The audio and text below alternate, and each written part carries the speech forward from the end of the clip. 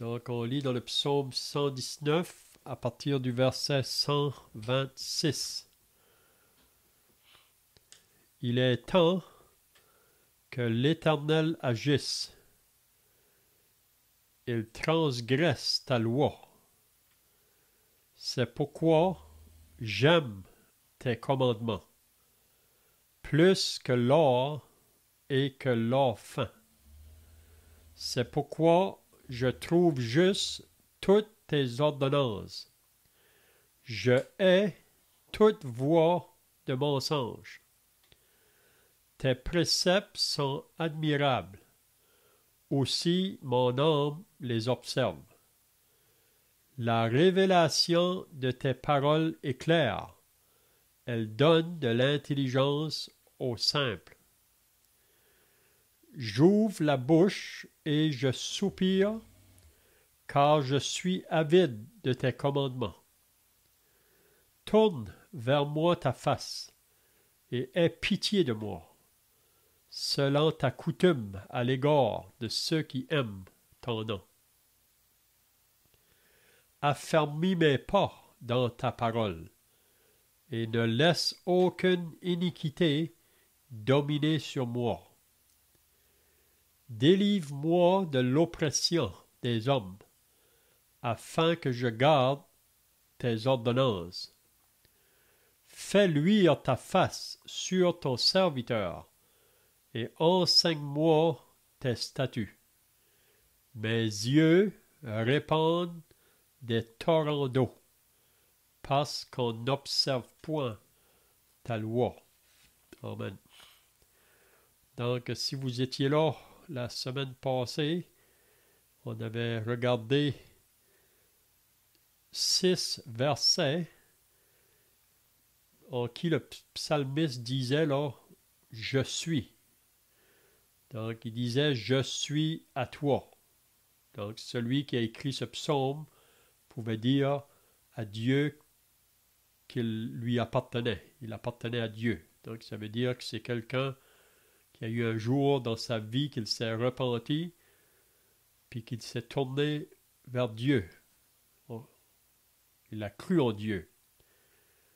Mais quand il disait « Je suis à toi », après il disait « Sauve-moi ». Mais l'idée de « Sauve-moi », là, c'est d'être gardé ou sauvé dans sa vie de chaque jour, là. Des obstacles ou des persécutions ou être sauvé de l'ennemi qui voudrait le faire tomber. Donc, je suis à toi, sauve-moi. On avait vu le deuxième je suis, il disait je suis ton serviteur. Donne-moi l'intelligence pour que je connaisse tes préceptes. Donc ici, le psalmiste a réalisé que s'il appartient au Seigneur, il est appelé maintenant à servir le Seigneur. Donc quand Dieu sauve une personne, il nous sauve dans le but qu'on puisse le servir dans son œuvre. Puis chaque croyant, on avait dit la semaine passée qu'on a tout un service à faire pour le Seigneur. C'est dans différentes mesures, hein? Mais on est tous appelés à faire un service pour le Seigneur. Puis on avait vu aussi que le psalmiste pouvait dire « Je suis un étranger sur la terre ». Donc on avait dit la semaine passée que comme croyants, on n'est pas chez nous ici. On est juste comme des voyageurs, des étrangers, des pèlerins. Notre chez nous, vraiment, c'est en haut. C'est le ciel. Mais Dieu nous laisse ici pour qu'on puisse porter un témoignage pour lui envers ce monde qui nous entoure, afin que d'autres pourraient venir à la connaissance de la vérité pour être sauvés. On avait vu aussi qu'il disait « Je suis l'ami de tous ceux qui te craignent ». Donc, c'est très important, après qu'on est sauvé, d'avoir des bonnes compagnies. On ne doit pas se tenir avec des personnes qui vont nous éloigner de Dieu ou qui vont être une mauvaise influence sur nous. Donc ici, le psalmiste disait, lui, que ses amis, c'était ceux qui craignaient Dieu. Donc ça devrait être la même chose pour nous aujourd'hui. On devrait se tenir avec ceux qui craignent Dieu, avec ceux qui veulent vivre en l'obéissance à la parole de Dieu. On avait vu aussi qu'il disait « Je suis petit et méprisé ». Donc, comme croyant dans ce monde, on n'est pas regardé beaucoup comme de valeur pour le monde autour de nous. Donc, on devrait être prêt à prendre la place là, d'être petit et d'être méprisé. Parce que si on n'est pas prêt à prendre cette place-là, on n'est pas prêt vraiment à vivre pour le Seigneur. Parce que être associé au Seigneur, ça comprend le mépris, le rejet, la critique, la moquerie. Hein? Donc, on prend la place d'humilité. Puis le dernier je suis qu'on avait vu la semaine passée, c'est je suis errant comme une brebis. Donc, qu'est-ce que le psalmiste voulait dire? Même après qu'on est sauvé, on a besoin là que Dieu veille sur nous comme le berger. Parce que vous savez, comme la brebis a tendance à s'éloigner, à s'égarer, mais nous aussi, parfois, on peut avoir une tendance à nous éloigner du Seigneur. Mais on demande au Seigneur de nous garder et qu'il nous préserve de tout éloignement. C'est bien, ça c'était ça qu'on a vu la semaine passée. Donc ce soir, on commence au verset 126 du psaume 119. Puis il faut toujours se rappeler que le psaume 119, c'est le plus long des psaumes. Puis celui qui l'a écrit met beaucoup d'importance à obéir la parole de Dieu. C'est ça qui était son désir. Puis ça devrait être aussi le même désir pour nous qui sommes sauvés aujourd'hui, de vouloir obéir la parole de Dieu. Puis on avait vu aussi que si on va obéir, on va rencontrer l'opposition de ceux qui ne veulent pas obéir la parole de Dieu. Ceux qui ne sont pas sauvés, ils n'ont aucun intérêt à obéir la parole de Dieu. Donc, puis c'est eux souvent qui veulent nous se moquer de nous ou nous persécuter parce qu'on veut suivre la parole. Dans tout le psaume 119, vraiment, ça met beaucoup l'importance à la parole de Dieu. Donc, on lit au verset 126. « Il est temps que l'Éternel agisse. Il transgresse ta loi. » Donc, ici, le psalmiste, c'est comme une demande, si on peut dire, qu'il ferait à l'Éternel. Il dit, il est temps que l'Éternel agisse. Puis on peut dire que dans toute l'histoire de l'humanité, le croyant, lui, il veut obéir la loi de Dieu ou les commandements de Dieu. C'est son désir. Mais le monde autour, eux, ils transgressent la loi. Donc, qu'est-ce que ça comprend, la loi, ici? On pourrait dire que c'est les commandements que Dieu nous a donnés. Il y a 10 commandements. On sait que le premier commandement, « Tu n'auras point d'autre Dieu devant ma face. » Donc, il y a un seul vrai Dieu. Puis ce Dieu-là qui est vrai, qui est le seul Dieu vivant, il ne veut pas qu'on adore d'autres dieux. Parce que le monde autour de nous, qui ne connaissent pas ce Dieu-là vivant, ou le Dieu vrai, ils adorent d'autres dieux. Il y a beaucoup de faux dieux dans le monde aujourd'hui. Puis on se fait des dieux vraiment avec n'importe quoi aujourd'hui.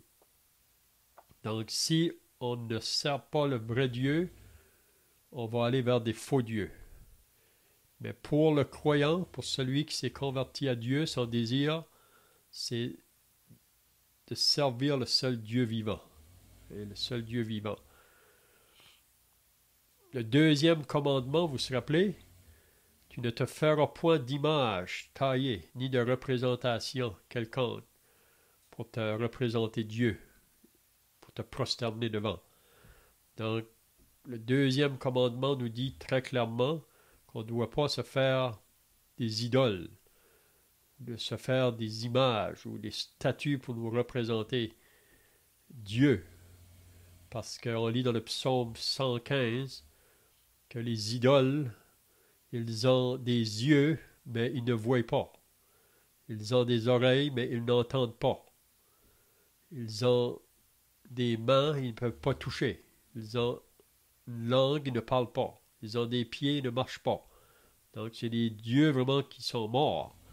Ils ne peuvent rien faire pour nous. Ils ne peuvent pas nous délivrer quand on est dans des conditions difficiles. Donc, ça, c'est le deuxième commandement. Donc, le croyant, lui, il veut obéir. Donc, il ne va pas se faire des idoles, mais le monde autour, eux, ils transgressent cette loi-là. Et ils font des idoles. Et ils se prosternent devant les idoles. Ça, c'est contraire à la loi de Dieu. Le troisième commandement, tu ne prononceras pas le nom de ton Dieu en vain.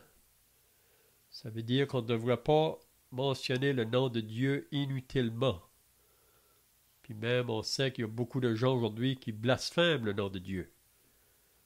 Donc, pour le croyant, il ne veut pas mentionner le nom de Dieu en vain. Mais pour le monde inconverti, eux, ils transgressent cette loi-là.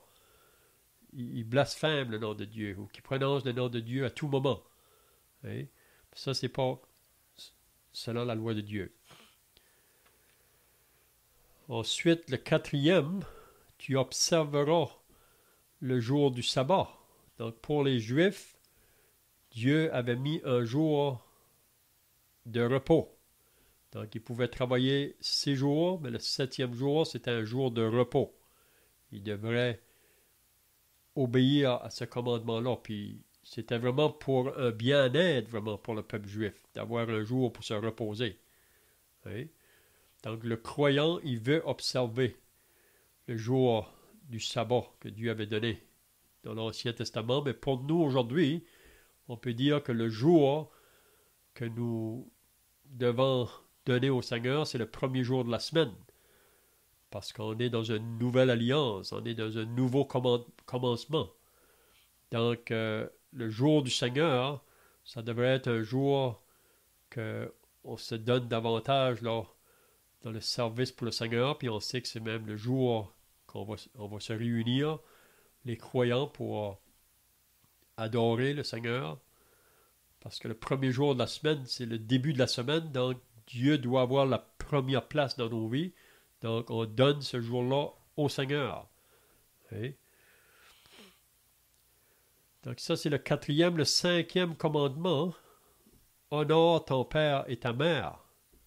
Puis, on sait qu'il y a une promesse qui est associée aux enfants qui vont honorer leurs parents ou respecter leurs parents.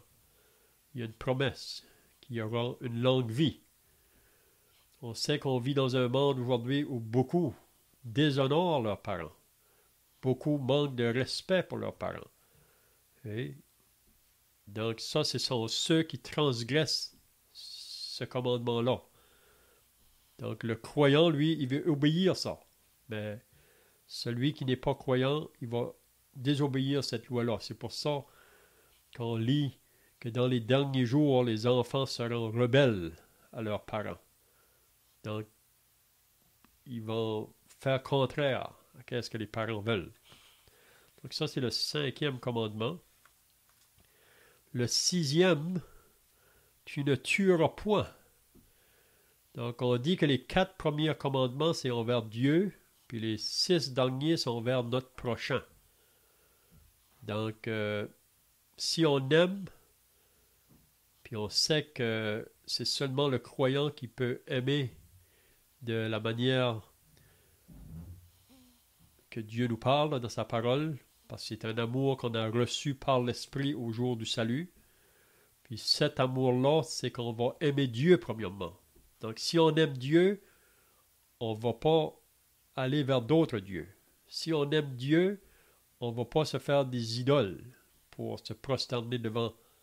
Si on aime Dieu, on ne va pas prononcer son nom en vain. Si on aime Dieu, on va observer le jour qu'il nous a demandé d'observer. Mais les 6 derniers commandements, c'est envers notre prochain. Donc, si on aime notre prochain, on ne va pas vouloir le tuer ou le mettre à mort.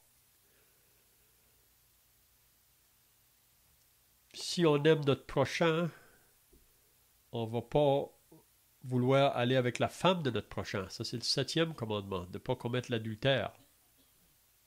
Si on aime notre prochain, on ne va pas vouloir voler ses biens. Ça, c'est le 8e commandement, tu ne voleras pas. Le 9e, tu ne mentiras pas. Le 10e, tu ne convoiteras pas.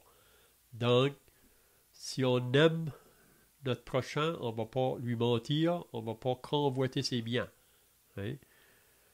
Mais, comme qu'on vient de dire, l'homme, dans ses péchés, lui, il transgresse.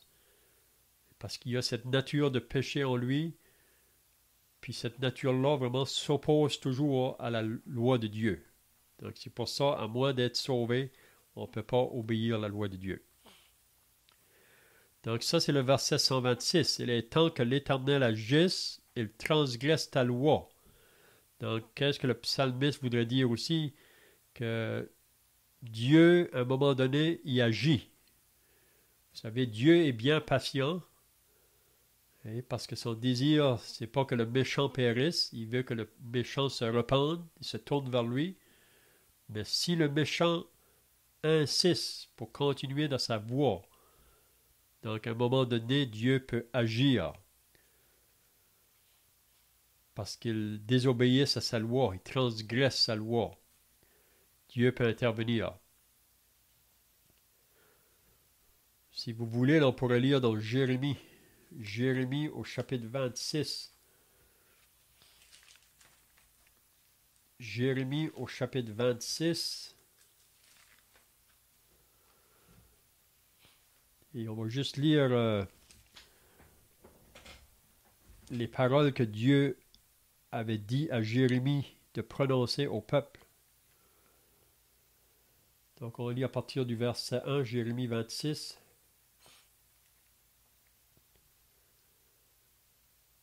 Au commencement du règne de Joachim, fils de Josias, roi de Juda, cette parole fut prononcée de la part de l'Éternel en ces mots.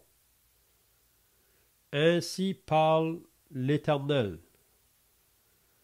Tiens-toi dans le parvis de la maison de l'Éternel et dis. Donc ça, c'est Jérémie qui doit se tenir pour parler de la part de l'Éternel. Et dis à ceux qui de toutes les villes de Juda viennent se prosterner dans la maison de l'Éternel toutes les paroles que je t'ordonne de leur dire. N'en retranche pas un mot.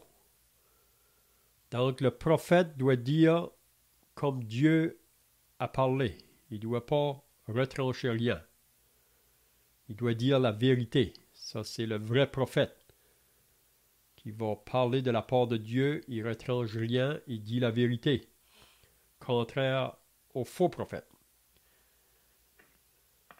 Donc il dit, alors, il dit, peut-être écouteront-ils et reviendront-ils chacun de leur mauvaise voie.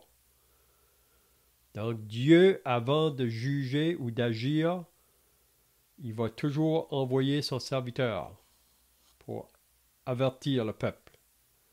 Si le peuple est repentant, donc Dieu va pas juger. Mais si le peuple refuse de se repentir, Dieu devra juger. Donc c'est ça qu'il dit. Peut-être écouteront-ils et reviendront-ils chacun de leur mauvaise voie.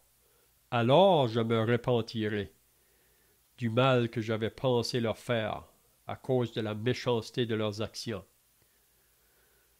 Donc Dieu peut changer.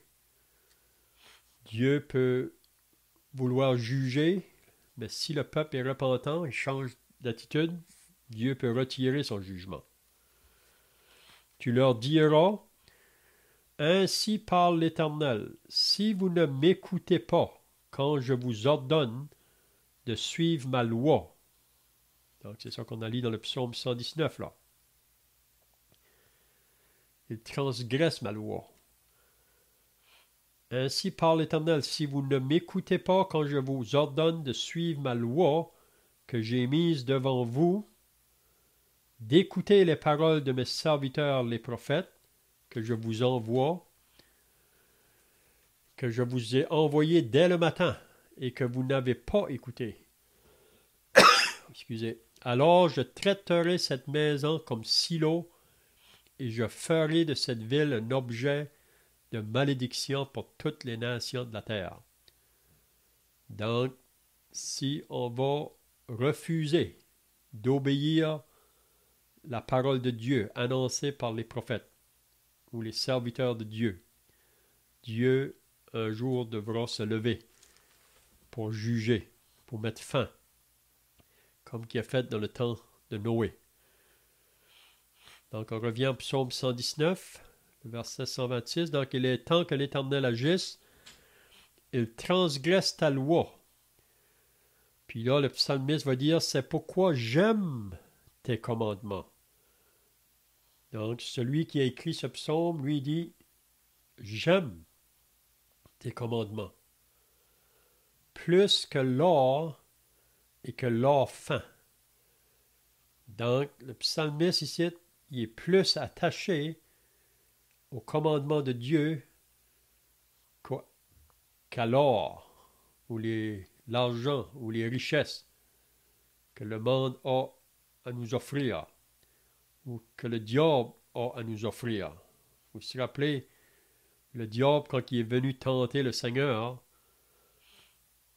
il a monté sur une haute montagne puis lui a dit, si tu te prosternes devant moi ou si tu m'adores, je vais te donner tous les royaumes de la terre. Donc le diable, aujourd'hui, il est prêt à donner. Hein? C'est dans le but de garder le monde dans son royaume de ténèbres. Mais le psalmiste, lui, il va dire, c'est pourquoi j'aime tes commandements. Pour lui, les commandements de Dieu, ça vaut plus que l'or et que l'or fin. Ça veut dire ça a une valeur pour lui. Donc, pour quelqu'un qui dit qu'il est croyant en Dieu, il devrait aimer les commandements de Dieu. Hein? On voit ça dans Jean 14, le verset 15. Si vous m'aimez, gardez mes commandements. Si vous m'aimez, gardez mes commandements. Donc, comment on prouve si on aime Dieu? C'est en gardant ses commandements. Même dans 1 Jean chapitre 2, il dit que celui qui dit qu'il aime Dieu et qui n'obéit pas à ses commandements est un menteur. Donc les commandements de Dieu ne doivent pas être quelque chose qui est pénible pour celui qui croit en Dieu.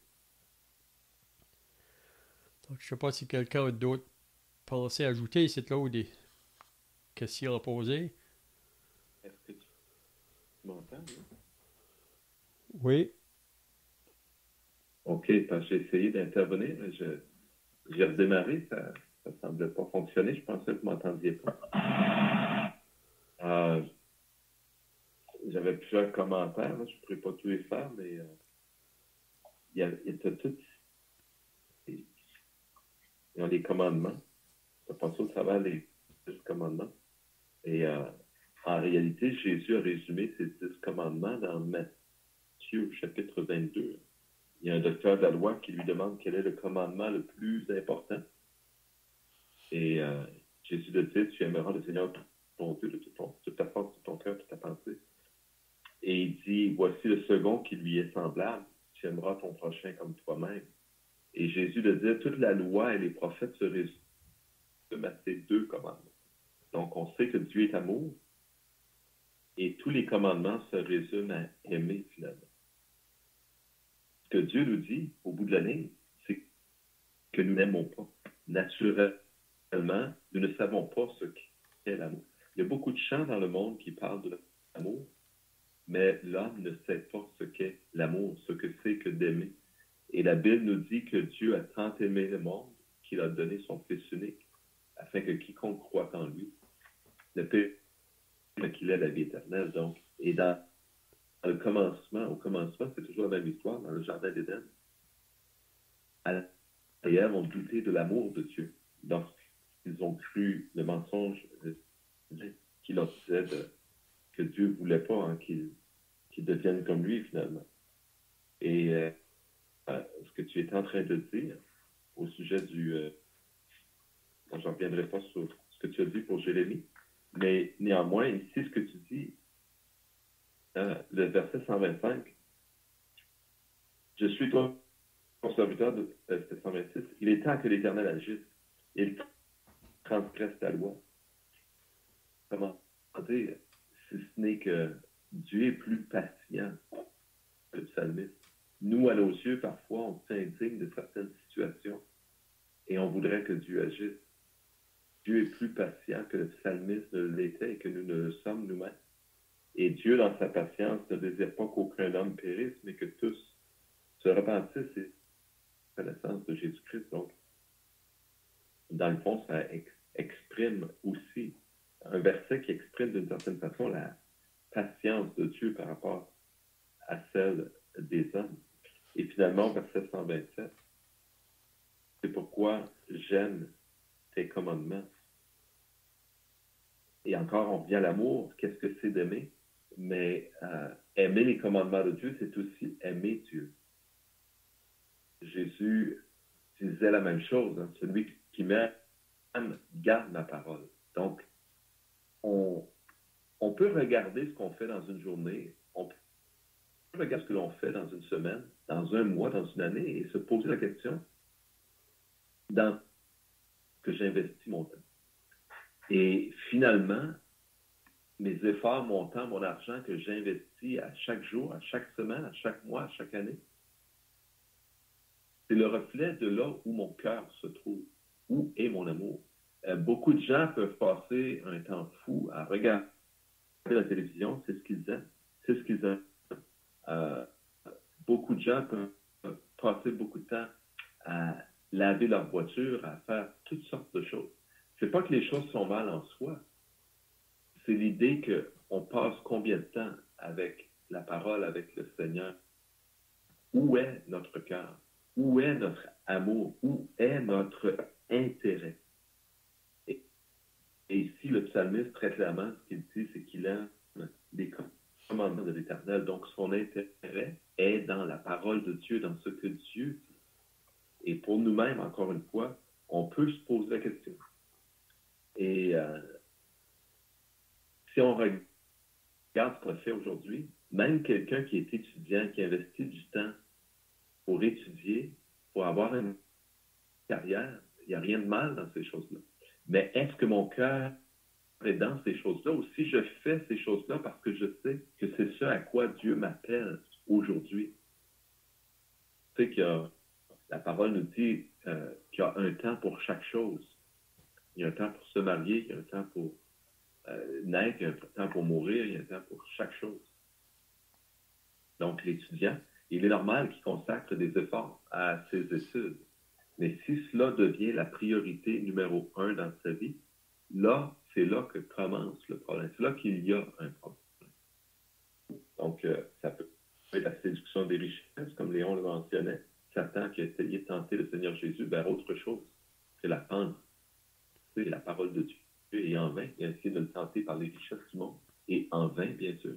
Donc, c'est vraiment le reflet de ce qu'on aime, ce qu'on fait, là où on investit, pas juste notre argent, mais notre temps. Quand j'étais étudiant, je n'avais pas beaucoup de sous, mais je faisais des choses à tous les jours. Bon, j'allais étudier, bien sûr. Mais dans quoi est-ce que je mettais mon intérêt? C'est là où je mettais mon effort. C'est là où mon cœur est tourné, ma pensée est tournée. Mes actions sont prises. Donc, je te laisse, ou ceux qui ont d'autres commentaires, je vais te laisser ici.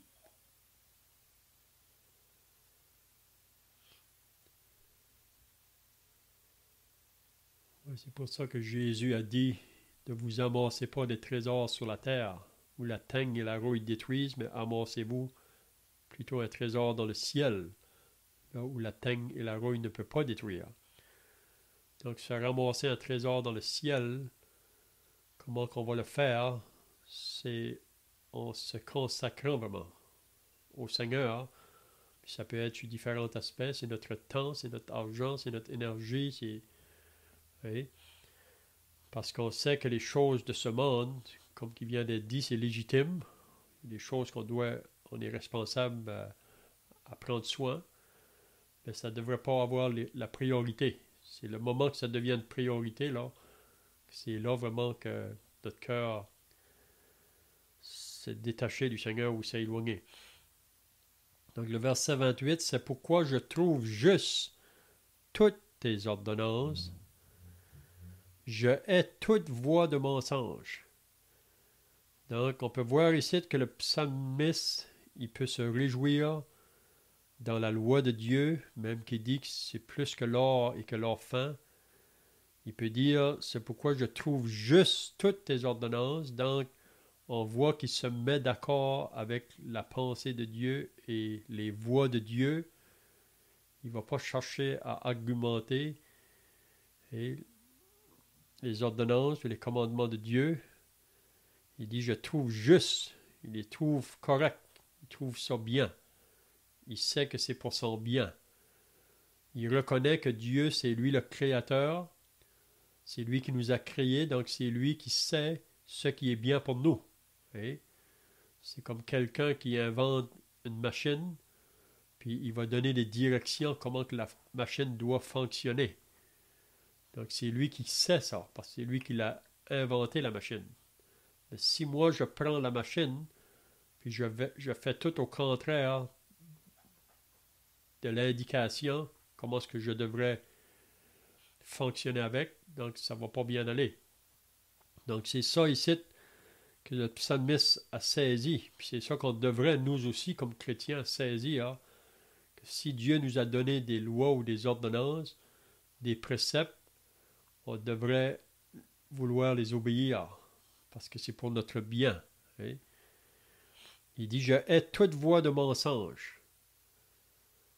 On vit dans un monde qui est sous la puissance du mal, puis on sait que le diable est le père du mensonge, puis beaucoup de choses aujourd'hui se passent dans la voie du mensonge. On dit des mensonges partout, et pour essayer de réussir dans notre vie. Mais pour le croyant, lui, il est appelé à dire la vérité. C'est pas qu'il ne peut pas compter un mensonge. Il y a toujours une possibilité. Mais si on le fait, on devrait le confesser au Seigneur tout de suite parce que on attriste le Saint-Esprit puis on perd notre joie comme croyant. Même Paul dit, c'est pourquoi renoncer au mensonge et que chacun dit la vérité à son prochain. Donc on est appelé à toujours dire la vérité parce qu'on est associé avec le Dieu de vérité. Dieu ne peut jamais mentir. Donc ici, le psalmiste dit, je hais toute voie de mensonge. Ça veut dire qu'il ne va pas prendre aucun chemin qui n'est pas en accord avec la vérité, si on peut dire. Je ne sais pas si vous avez d'autres pensées là. En fait, je hais tout pour le mensonge et je trouve juste tes ordonnances. Euh, Beaucoup de gens aujourd'hui questionnent la parole de Dieu. Lorsque la parole ne fait pas leur affaire, ce qu'ils vont trouver à dire, c'est des paroles contre ce que Dieu dit, et non contre ce qu'ils font eux-mêmes ou approuvent eux-mêmes. Donc, les gens, aujourd'hui, dans le monde où on est, enfin, où je vis, au Canada, au Québec, les gens ont cette tendance de condamner Dieu et sa parole plutôt que de se condamner eux-mêmes.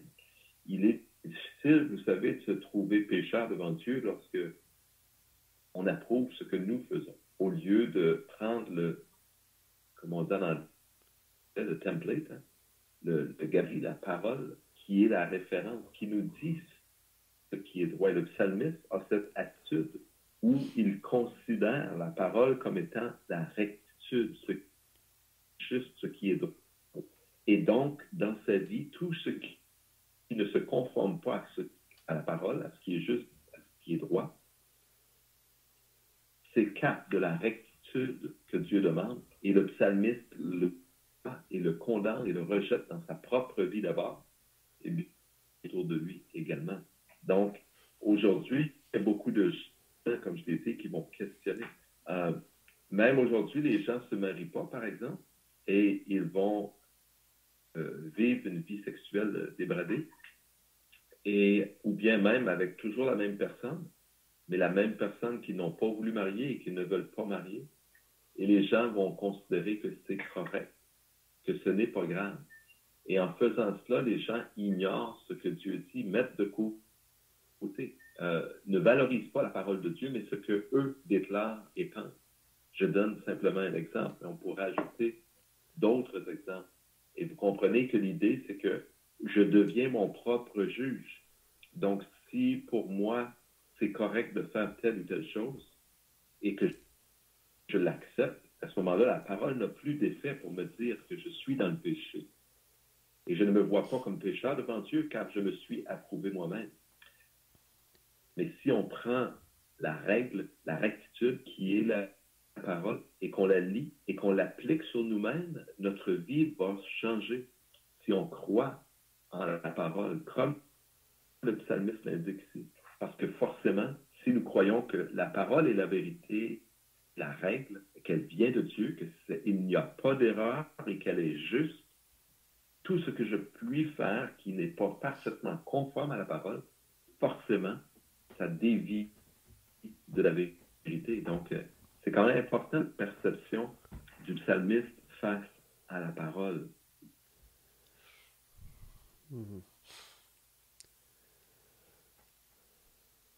Donc le verset 129, tes préceptes sont admirables. Donc on voit ici que le psalmiste est toujours en train de dire qu'il prend plaisir à la loi de Dieu, aux ordonnances, à ses préceptes. Il se réjouit dans ça. Et on regarde le monde autour de nous, on dirait qu'ils regardent les chrétiens et ils disent que vous ne pouvez pas faire ci, vous ne pouvez pas faire ça, vous ne pouvez pas aller là, vous ne pouvez pas aller ici. Mais ça, c'est pas que le chrétien ne peut pas faire ça ou faire ça. Mais si le croyant veut obéir à la parole, il prend plaisir à ça. Puis la raison, c'est parce que il sait que obéir à la parole, c'est pour son bien. Ça va toujours lui apporter la bénédiction. C'est ça qu'on a lu tout à l'heure dans Jérémie, là. Si vous écoutez ma parole, et vous allez être bénis. Mais si vous n'écoutez pas, c'est la malédiction. Donc, on peut voir ici que le psalmiste, c'est ça qui a réellement saisi. Que c'est d'aimer la parole de Dieu, c'est vouloir l'obéir, la mettre en pratique dans sa vie, ça c'est son bien. Et c'est pour ça qu'il se réjouit. Tandis que le monde autour, il rejette ça. C'est pour ça qu'il y a tant de difficultés dans le monde, tant de troubles. Oui? Le problème n'est pas avec Dieu, le problème est avec l'homme. C'est que l'homme refuse de se détourner de sa voie. Donc, quand l'homme est mal pris, quand il y a des difficultés, là, il vient vers Dieu pour que Dieu le libère de ses difficultés. Mais le moment que la difficulté est partie, il retourne de nouveau dans sa même voie. Hein? Mais le croyant, il peut se réjouir dans la parole de Dieu parce qu'il sait que c'est pour son bien, toujours. Aussi mon âme les observe. Donc on voit la même pensée. Verset 130, la révélation de tes paroles est claire. Elle donne de l'intelligence aux simples. Donc, plus que la parole nous est révélée, plus qu'on est sous l'écoute de la parole, elle va nous éclairer dans le chemin. C'est ça qu'on a lu au début du psaume 119. Ta parole est une lampe à mes pieds, une lumière sur mon sentier. Donc la révélation de tes paroles éclaire. Elle donne de l'intelligence. Ça veut dire qu'elle nous donne à voir comme Dieu voit, comme Dieu pense. Hein? Elle donne de l'intelligence aux simples. Parce que souvent, ceux qui veulent s'attacher à la parole vivent dans l'obéissance à la parole, peut-être pour le monde autour, il est regardé comme un rien, vraiment. Comme un homme qui ne vaut pas grand valeur. Mais vraiment, c'est pour ça que Jésus a fait cette prière-là dans Matthieu. Là. Je te loue, Père du ciel et de la terre, de ce que tu as caché ces choses aux sages et aux intelligents, mais tu l'as révélé aux simples, aux enfants, aux humbles. Oui? Donc, la révélation de tes paroles est claire. Il n'y a pas un endroit ou une circonstance dans laquelle on peut passer dedans qui la parole n'a pas une réponse pour nous éclairer, pour nous donner l'intelligence face aux décisions qu'on doit prendre. Hein?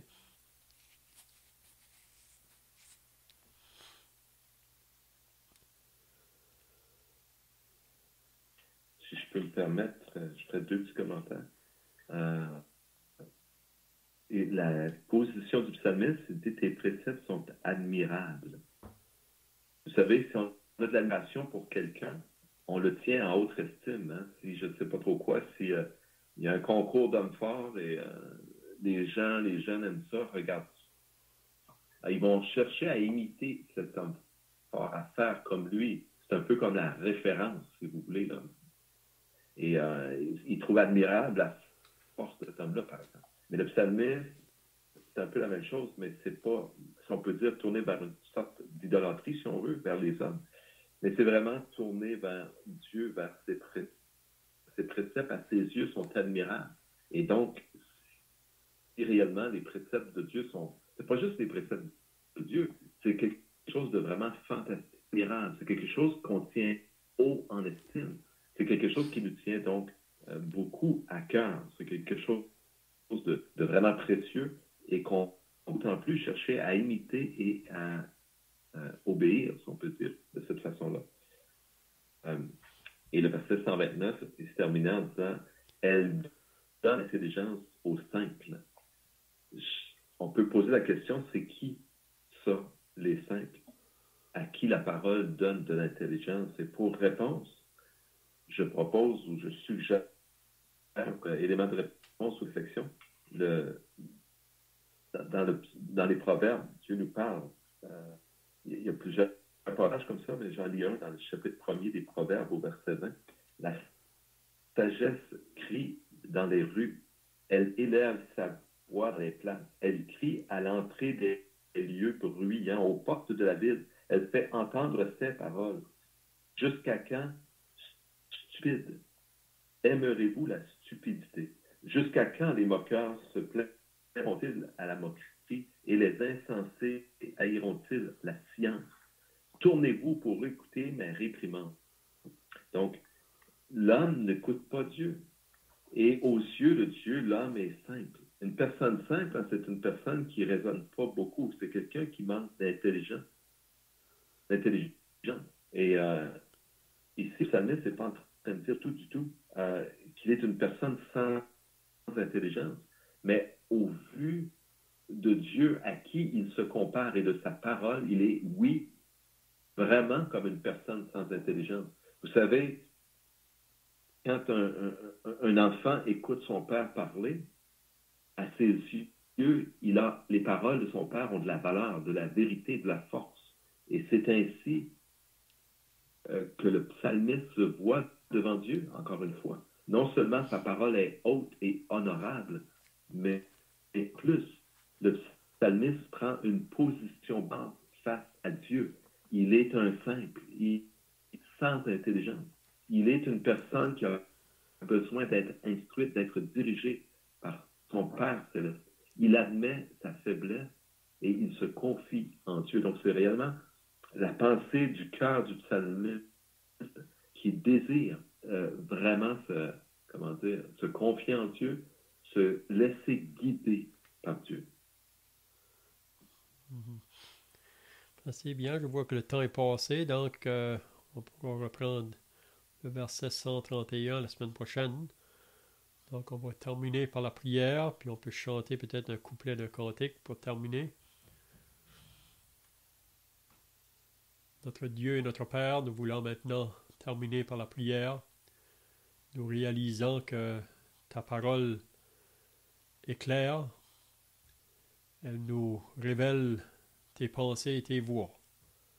Et nous voudrions être comme ce psalmiste, que pour lui, son seul désir, ce qui faisait ses délices, ce qui était de valeur pour lui, c'était d'obéir ta parole.